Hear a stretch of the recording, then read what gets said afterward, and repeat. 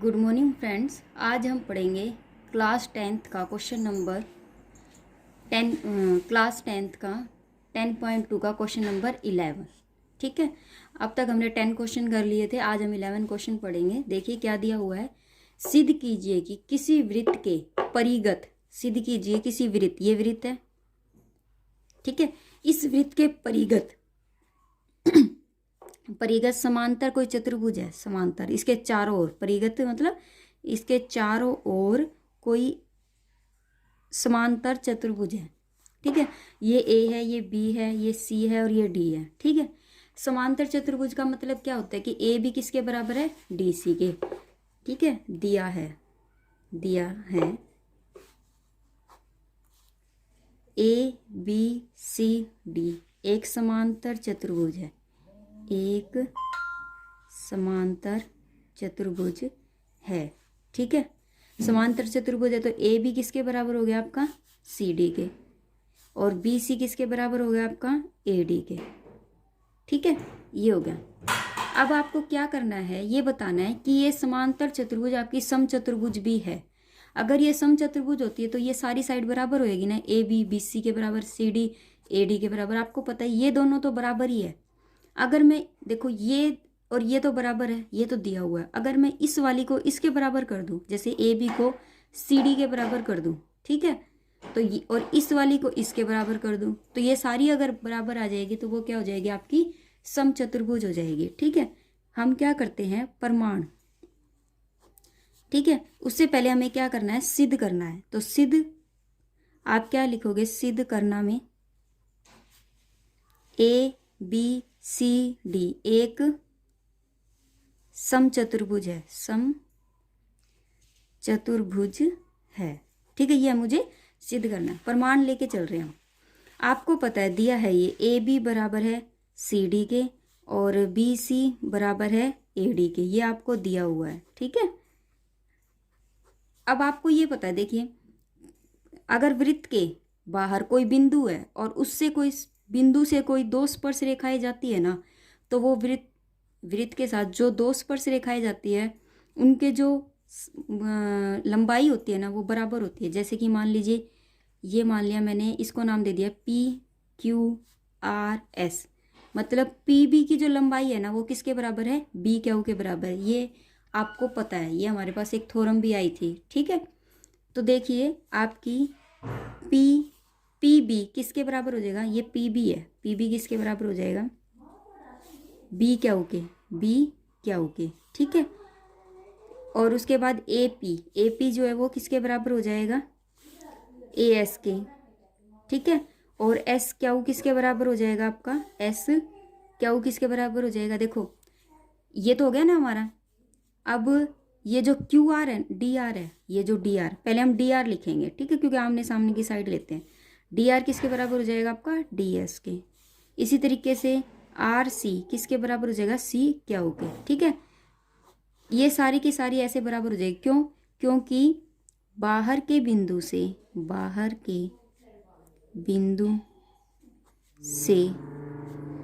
दो स्पर्श रेखाओं की लंबाई बराबर होती है, दो स्पर्श रेखाओं की लंबाई बराबर होती है। ये हमने रीजन लिख दिया, बराबर होती है। ठीक है, ये मैंने रीजन लिख दिया, बराबर होती है। ठीक है, अब देखिए ये तो बराबर होगी। अब मेरे पास ये सारी है, मैं क्या करती हूँ, ये फर्स्ट इक्वेशन, ये सेकंड, ये थर्ड और ये फोर्थ, मैं क्या करूँगी, इन चारों को जोड़ने पर क्या लिखेंगे हम, इन चारों को जोड़ने पर। जब मैं इन चारों को जोड़ती हूँ तो देखो ये क्या हो जाएगा, P B plus A P, left side को लेफ्ट साइड में जोड़ दो, plus D R plus R C किसके बराबर हो जाएगा, B Q plus A S plus D S plus C Q, ये इसके बराबर हो गया। ठीक है, अब देखो आपको पता है पी बी और ए पी, देखिए पी बी और ए पी किसके बराबर हो गया, ए बी के, ये ए बी रख दिया, प्लस डी आर और आर सी किसके बराबर हो गया आपका, सी डी के। इसी तरीके से बी क्यू और सी क्यू किसके बराबर है, बी सी के। और ये हो जाएगा आपका डी एस, उसके बाद क्या है ए एस और एस क्यू, ए एस और एस क्यू किसके बराबर हो गया, ए क्यू के। ये रख दिया मैंने, ठीक है। अब आपने ये रख दिया तो अब आपको पता है कि ए बी किसके बराबर होता है, सी डी के, ये हमें दिया हुआ है। तो मैं क्या करूँगी, ए बी की जगह पर सी डी रख सकती हूँ ना, मैंने सी डी रख दिया, C D plus C D. आप यहाँ रीजन लिख दोगे क्योंकि ए बी बराबर है सी डी के और बी सी बराबर है ए डी के, ये दिया हुआ है, ठीक है, मैंने रख दिया।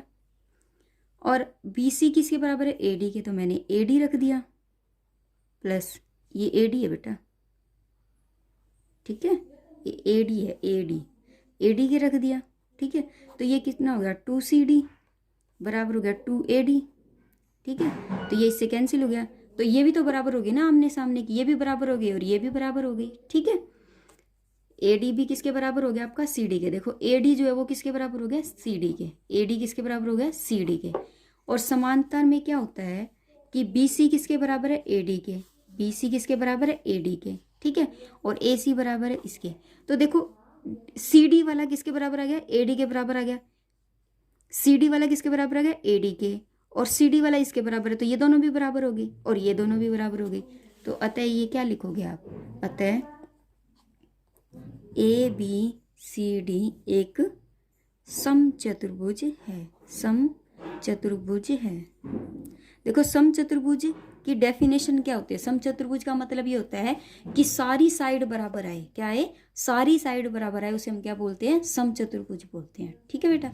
देखिए नेक्स्ट क्वेश्चन, देखिए क्वेश्चन नंबर 12 में क्या दिया हुआ आपको, 4 सेंटीमीटर त्रिज्या वाले एक वृत्त के परिगत एक त्रिभुज। देखिए 4 सेंटीमीटर त्रिज्या वाले, 4 सेंटीमीटर त्रिज्या का एक क्या है, ये वृत्त बना दिया, त्रिज्या वाले वृत्त के परिगत चारों ओर एक ABC त्रिभुज इस तरीके से रेखाखंड खींचा गया है कि जो BD है ना और DC की लंबाई क्रमश 8 सेंटीमीटर है। देखिए BD की लंबाई 8 सेंटीमीटर और CD की लंबाई कितनी दे रखी है, 6 सेंटीमीटर है, ठीक है।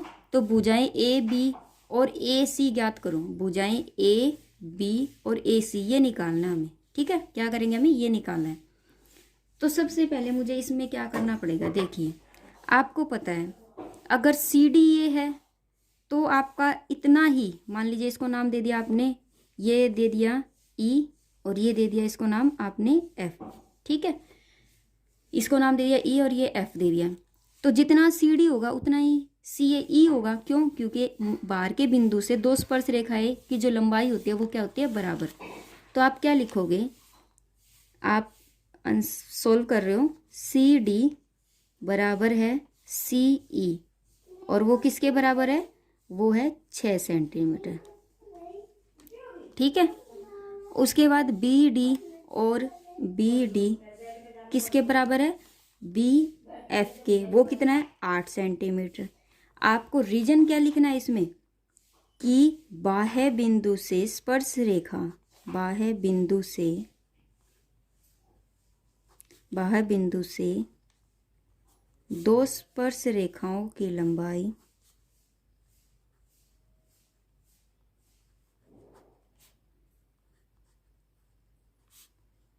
बराबर होती है, बराबर होती है, ठीक है। क्या होती है, बराबर होती है, क्लियर है। अब ये बराबर होती है तो ये तो हो गया क्लियर।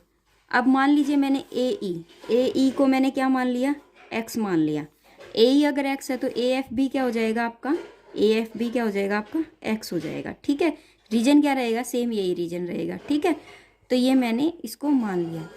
तो अब आपका AB कितना हो गया, देखो ये मैंने X मान लिया और ये भी मेरा X हो गया, और ये मेरा 6 सेंटीमीटर है, ये मेरा 8 सेंटीमीटर है, ठीक है।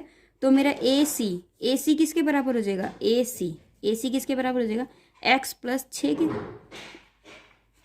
इसी तरीके से मेरा AB किसके बराबर हो जाएगा, मेरा X प्लस 8 के। और आपका BC किसके बराबर हो जाएगा, 8 प्लस 6 14 के बराबर हो जाएगा, ठीक है बेटा। इतना क्लियर हो गया। अब देखो मुझे क्या निकालना है, AC और BA निकालना है। सबसे पहले तो आपको इसके अंदर क्या करना पड़ेगा, त्रिभुज का क्षेत्रफल निकालना पड़ेगा। त्रिभुज का क्षेत्रफल इसमें किसके द्वारा निकलेगा? हीरो के फॉर्मूले से निकलेगा। ये आपने 10वीं में भी किया था, पहले भी कर चुके हो ना आपने, ये पीछे किया था। तो ये कौन सा फॉर्मूला लगेगा आपका? हीरो का फॉर्मूला लगेगा। ठीक है, त्रिभुज ABC का क्षेत्रफल किससे निकलेगा? हीरो के फॉर्मूले से निकलेगा। उसके बाद आप क्या करोगे? हम निकाल के देखते हैं। पहले हम क्या करते हैं, उसके हीरो के फॉर्मूले के लिए हमें क्या करना पड़ता है? पहले हम क्या निकालते हैं? एस निकालते हैं। क्या निकालते हैं? एस। एस क्या होता है? एस होता है सारी साइडों का जोड़, मतलब AC प्लस में BC प्लस में AB बटे में क्या होता है? 2। क्या होता है? 2। आपको पता है AC कितना है अपना? x प्लस 6 रख दिया। BC कितना है? B और C मेरा 14। BC कितना है? 14। और AB कितना मेरा? x प्लस 8 है। x प्लस 8 हो गया। बटे में क्या लगाना है? 2। x और x 2x हो गया, प्लस ये कितना हो गया? 14 और 14 28। 28 बटे 2। ठीक है, इसमें से 2 मैंने क्या ले लिया? बाहर ले लिया। तो कितना बच गया? x प्लस में 14 बटे 2। 2 से 2 कैंसिल। तो ये आ गया मेरा s का मान। कितना आया मेरा? x प्लस में 14 सेंटीमीटर। हीरो का फॉर्मूला लगाते हैं हम, हीरो के सूत्र द्वारा। त्रिभुज का क्षेत्रफल, हीरो के सूत्र के द्वारा क्या लगाएंगे हम? त्रिभुज का क्षेत्रफल। ठीक है, क्या होता है त्रिभुज का क्षेत्रफल हीरो के सूत्र के द्वारा? ये होता है आपका, लिखो यहाँ, त्रिभुज का क्षेत्रफल। त्रिभुज का क्षेत्रफल रूट S इंटू में S minus A, S minus B और S माइनस में C, ये होता है ना। ठीक है, अब S क्या है? S क्या है? S क्या निकला था हमारा? S निकला था x प्लस 14। x क्या निकला था हमारा? x plus 14। ये हम क्या करेंगे? यहाँ रख देंगे। तो देखिए यहाँ रख दिया मैंने, x प्लस 14 रख दिया S की जगह पर। दूसरा मेरा x, S सेम है, x प्लस 14 माइनस। अब देखिए A क्या होता है? A क्या है? A एक साइड है। A क्या है अपनी?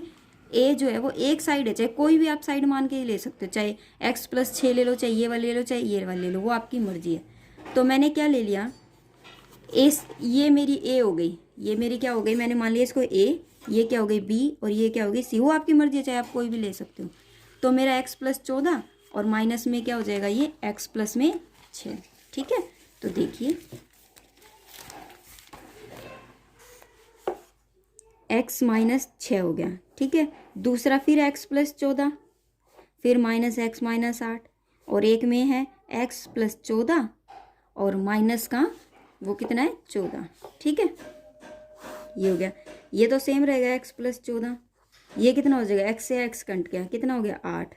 और यहाँ x से x कट गया, ये कितना हो गया? 6। और ये कितना हो गया? 14 से 14 कट गया x। ठीक है, ये कितना हो गया? 8 6 48। और ये कितना हो गया? x इंटू में x प्लस 14। ठीक है, इसमें से देखो, इसको मैं कैसे लिख सकती हूँ? 16 दूनी 32, 16 तीय 48, और 16 का क्या होता है आपका? स्क्वायर बनता है 4। तो मैंने 4 बार ले लिया, अंदर क्या बच गया? 3x और x प्लस 14। ये निकल गया आपका त्रिभुज का क्षेत्रफल। त्रिभुज ABC का क्षेत्रफल आपका ये निकल गया बेटा। लेकिन इससे मेरी साइड तो नहीं निकली, इससे मेरी साइड तो नहीं निकली ना। तो मुझे क्या निकालनी है? साइड निकालनी है। तो फिर मुझे क्या करना पड़ेगा? हमें सोचना पड़ेगा, क्यों ना मैं एक बार और त्रिभुज का क्षेत्रफल निकालूं दूसरे तरीके से, जिससे मेरा क्या निकल जाए?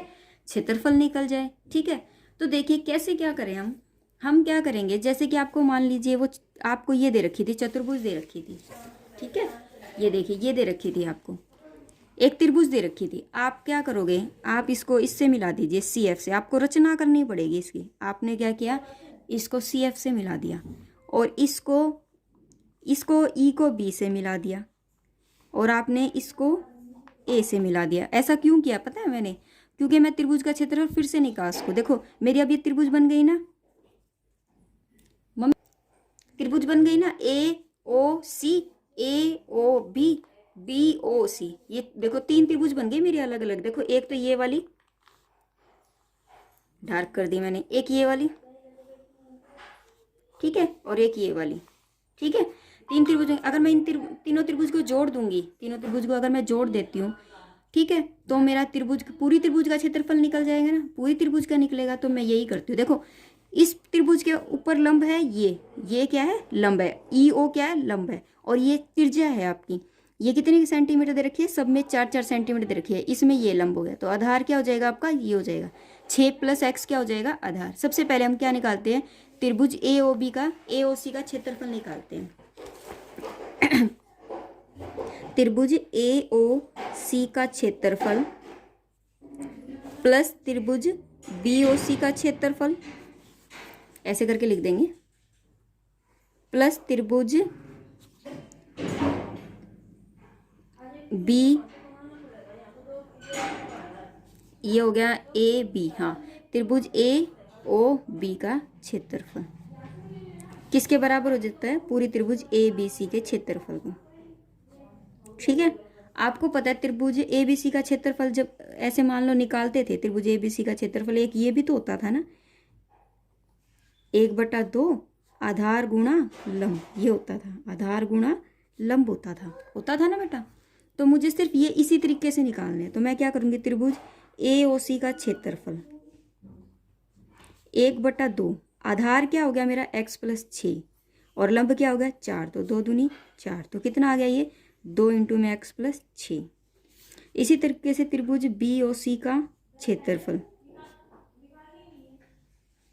ठीक है, तो बी ओ सी का क्षेत्रफल क्या हो जाएगा 1/2, आधार कितना है मेरा 14 और लंब कितना है 4, तो 2 दूनी 4, 4 दूनी 28। त्रिभुज ए ओ बी का क्षेत्रफल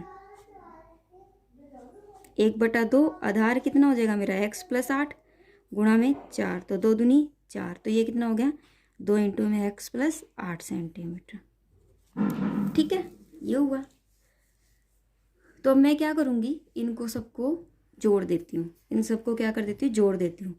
यहाँ रख दिया मैंने, ये यहाँ रख दिया, 2 × में x + 6 आ गया, यहाँ पर रख दिया तो क्या आया मेरा 28, और एक रख दिया ये, तो 2 × में x + 8।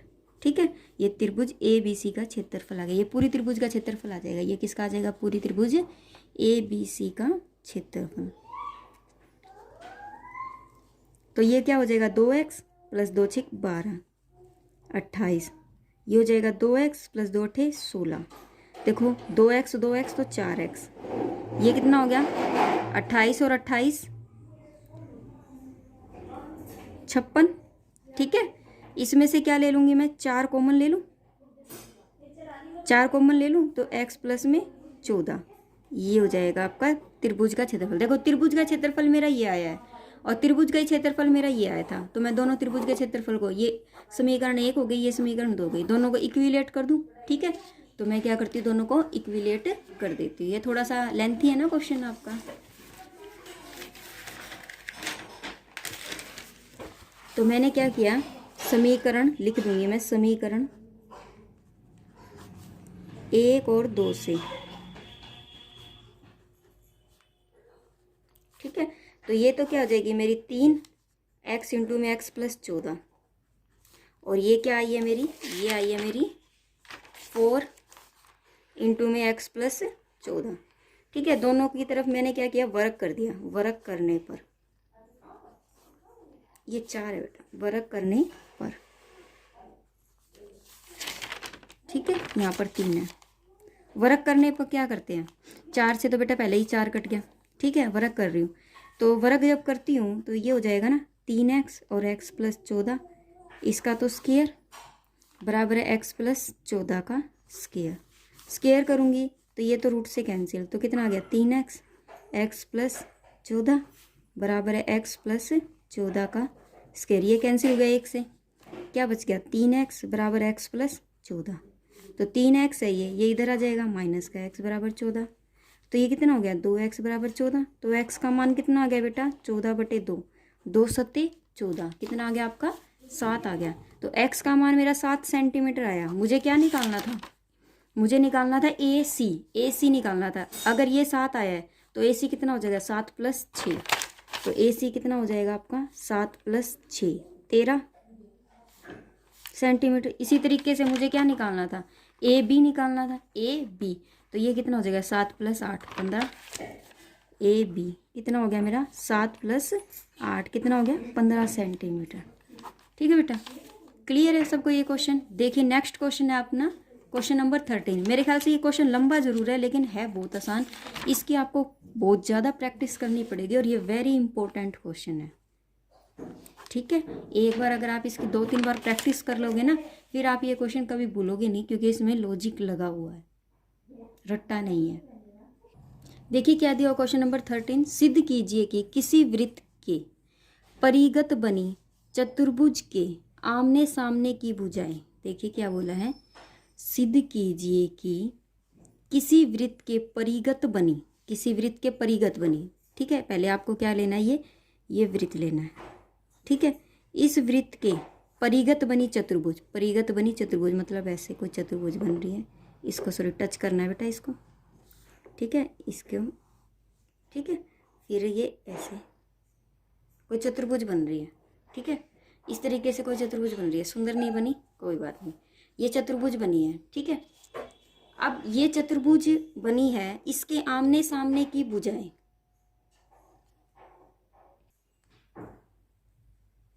ठीक है।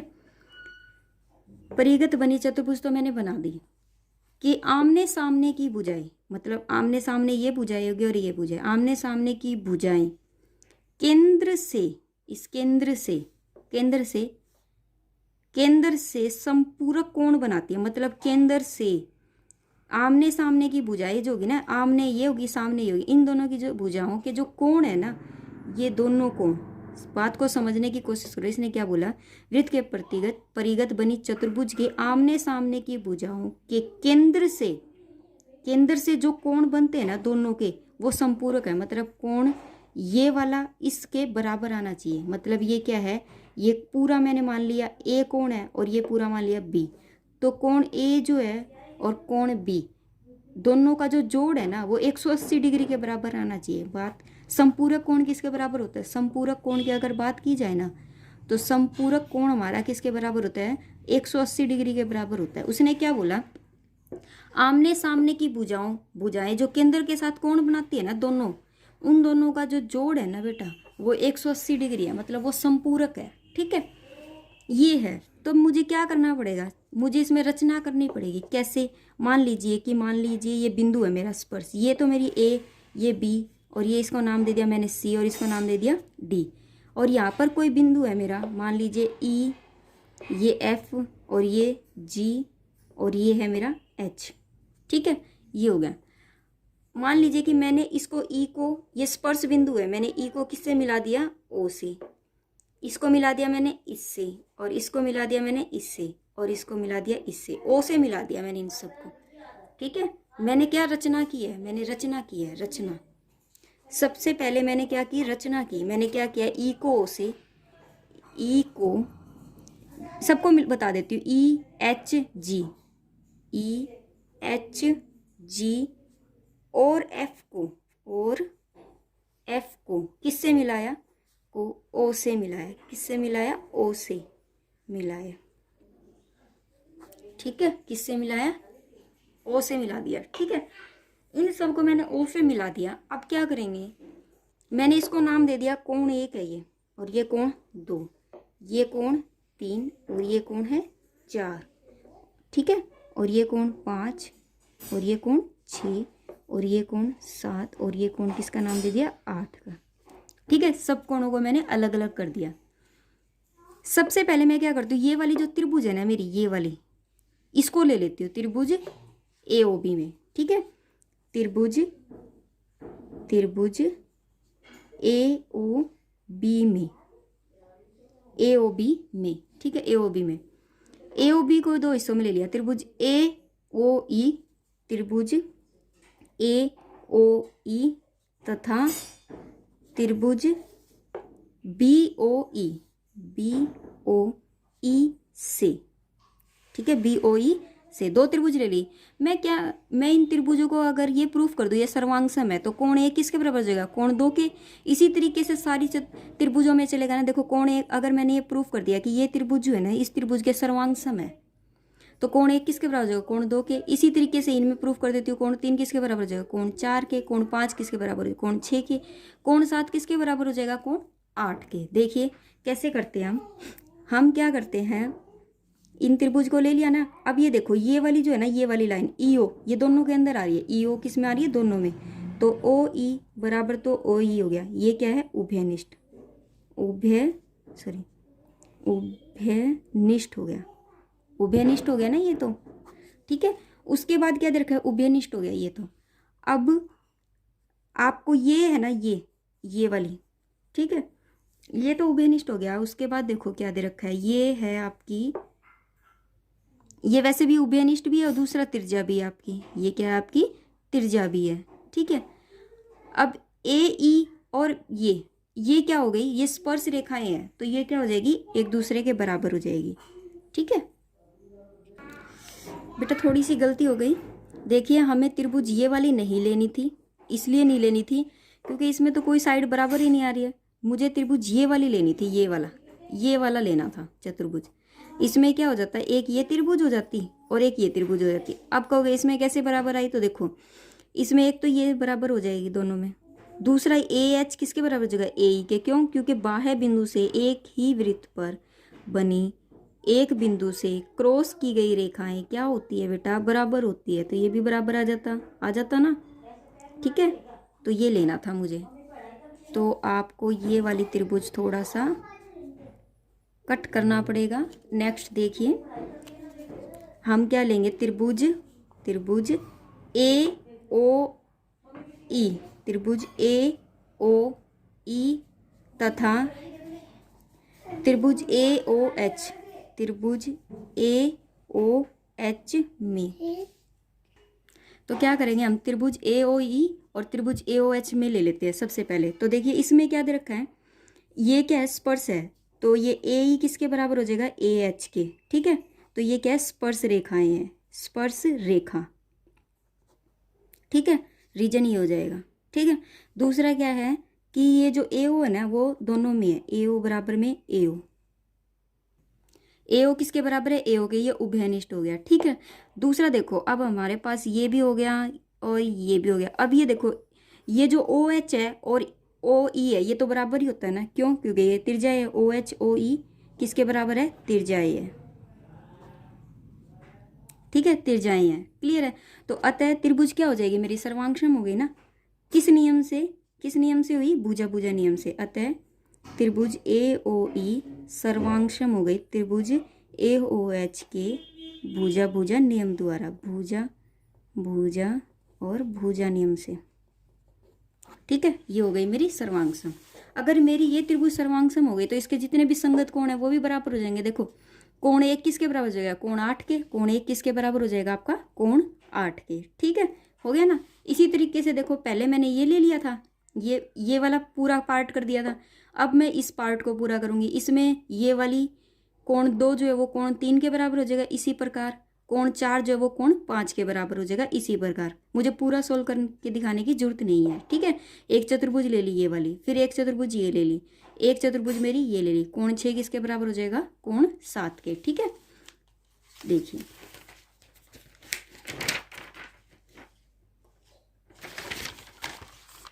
तो मेरा कोण 1 तो बराबर हो जाएगा कोण 8 के, ठीक है।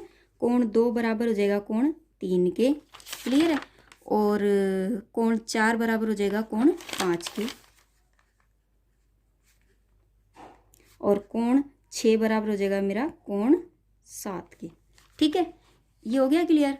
अब देखिए आगे मुझे क्या करना है? इन सब का जोड़ कर देना है। मैं क्या कर देती हूँ? इन सबको जोड़ देती हूँ। इन सब कोणों को अगर मैं जोड़ती हूँ, देखो इन सब कोणों को अगर मैं जोड़ती हूँ, ये सारे के सारे कोण किसके बराबर होते हैं? 360 के। तो मैं क्या करती हूँ? कोण 1 प्लस कोण 2 प्लस कोण 3 प्लस कोण 4 प्लस कोण 5 प्लस कोण 6 प्लस कोण 7 प्लस कोण 8 किसके बराबर हो गया? 360 डिग्री के। क्यों? क्योंकि चतुर्भुज के चारों कोणों का योग 360 होता है।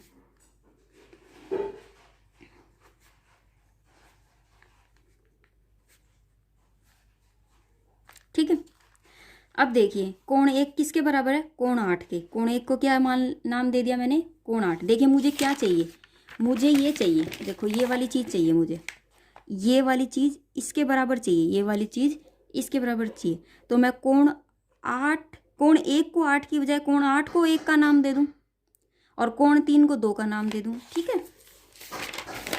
देखिए कोण 8 किसके बराबर लिख दूं मैं, कोण 1 के, ये तो 1 है, प्लस कोण 2 एज इट इज, कोण 3 को क्या दे दूं, कोण 2 हो गया, प्लस।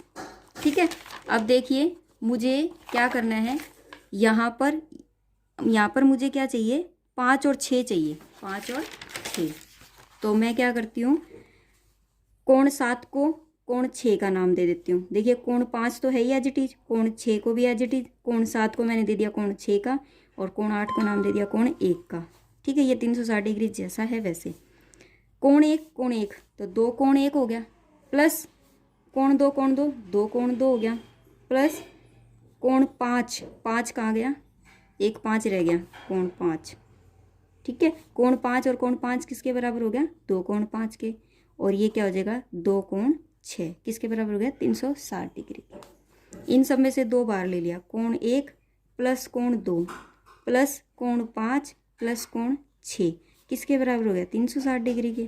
तो ये 2 नीचे आ जाएगा, तो 180 हो गया।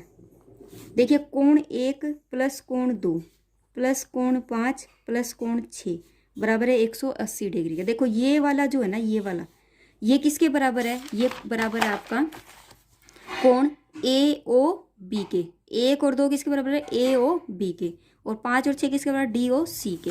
ठीक है, तो देखो AOB और DOC, तो AOB प्लस DOC किसके बराबर आ गया, 180 के। यही तो हमें सिद्ध करना था। हमें क्या सिद्ध करना था, यही तो सिद्ध करना था कि ये जो है ना, ये वाला और ये वाला, ये क्या आ जाए, समपूरक कोण आ जाए। ये किसके बराबर आ जाए आपका, 180 के। कोण AOB को मैंने A नाम दिया था, कोण DOC को मैंने कोण B नाम दिया था। ये किसके बराबर आ गया, 180 डिग्री के। ये हमें प्रूफ करना था, हैंस प्रूफ अगर हमारा हो गया। ठीक है, क्वेश्चन बिल्कुल भी मुश्किल नहीं था, बिल्कुल इजी क्वेश्चन थे। ठीक है बेटा, इनकी प्रैक्टिस आपको 2-3 बार करनी है। 2-3 बार करने से आपको ये क्वेश्चन बिल्कुल क्लियर हो जाएंगे। फिर भी अगर आपको लगे कि हमें कोई दिक्कत है तो प्लीज़ मुझे बताइए, ताकि मैं इस क्वेश्चन को या कोई भी और क्वेश्चन हो उसको दोबारा से आपको समझा सकूँ। ठीक है बेटा, इस वीडियो को देखने के लिए आपका बहुत बहुत धन्यवाद। इस वीडियो को ज़्यादा से ज़्यादा शेयर कीजिए, लाइक कीजिए, और सब्सक्राइब करना बिल्कुल भी मत भूलिए। ठीक है बेटा, इसको सब्सक्राइब ज़रूर से ज़रूर कीजिए। Thank you, have a nice day.